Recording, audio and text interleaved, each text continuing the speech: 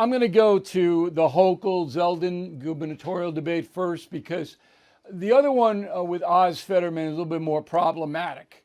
And I talked about it with Hannity today on his radio program, but I want to say something about that. Look, in New York State, it's a disaster. All right, I mean, this Kathy Hochul can't run the state. She's had about a year to do it. Crime is just gruesome in the city and other places in the state. Highest tax state in the union, infrastructure breaking down. It's a horror show across the board, even if it weren't Halloween season. So last night, Zeldin, a Republican, is trying to, bring this crime thing in. And what Hochul said is pretty shocking.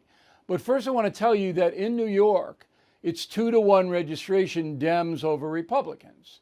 So there shouldn't even be a race. Last time Cuomo won by 24 points.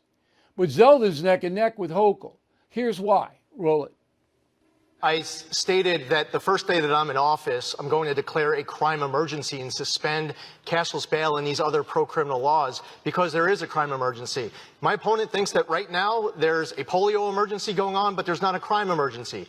Different priorities that I'm hearing from people right now, they're not being represented from this governor, who still, to this moment, we're halfway through the debate, she still hasn't talked about locking up anyone committing any crimes. Okay. Anyone who commits a crime under our laws, especially with the change they made to bail, has consequences. I don't know why that's so important to you. All I know is that we could do more. Well, when I said that we should remove Excuse me, I'm speaking. Sure, go ahead. We could do so much more.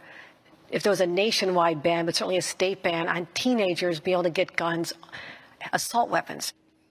New York State has lost twice in the federal courts on the gun ban stuff. So this is just, she's blowing smoke. And she's not interested in banning gun criminals. She wants to ban guns. And she says there are consequences if you break our laws. No, there aren't. There are not consequences. You can literally walk down a street in New York City, punch someone in the mouth, knock out their upper front teeth, and you will not get charged by the district attorney, Alvin Bragg. How many times do we have to document that this happens? So Hochul doesn't care. If she cared, she would have done something before 13 days of the election, right? This has not just magically appeared. So anyway, Zeldin's going to win. I don't know why this is so important to you that she says. Are you blanking kidding me, lady? You don't know why it's important? There are dead people in the street, mostly African Americans. That's why it's important? Ay. Okay. If Zeldin doesn't win this, New York State they're going to lose 5 million more people in the 4 years that she's governor. All right, Pennsylvania. Now, I come at this differently. Fetterman should not be in the race. He can't perform the duties of a senator. He can't speak. He can't process information. He can't do anything.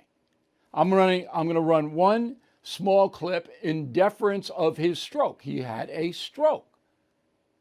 So most people would say, okay, I'm not going to run this time around. I'm going to recover from my stroke. I'm going to defer to someone else because I can't do it. Not Fetterman. Go. I do want to clarify something. You're saying tonight that you support fracking, that you've always supported fracking, but there is that 2018 interview that you said, quote, I don't support fracking at all. So how do you square the two? I do support fracking, and I support fracking, and I do support fracking. But the record is clear that up until last night, he did not. Anyway, the man is diminished, okay? He's diminished. And he's going to lose. Oz will win. And Hannity asked me, do you feel sorry for Fetterman? And I answered no. And the reason is because Fetterman is seeking power. That's why these guys do this, and gals. They want power. And I feel sorry he had a stroke. I feel sorry for anybody who has a physical malady. But do I feel sorry for Fetterman up there on that stage? I do not. He should not be there. Okay, they had a snap poll after the Fetterman-Oz debate. WPXI, who won? Oz 82, Fetterman 18. WHTM, another television station, 77 say Oz won, 23% say Fetterman won. It's over. It's over. I mean, how could you vote for an incapacitated man? Millions will, but I don't know how you could.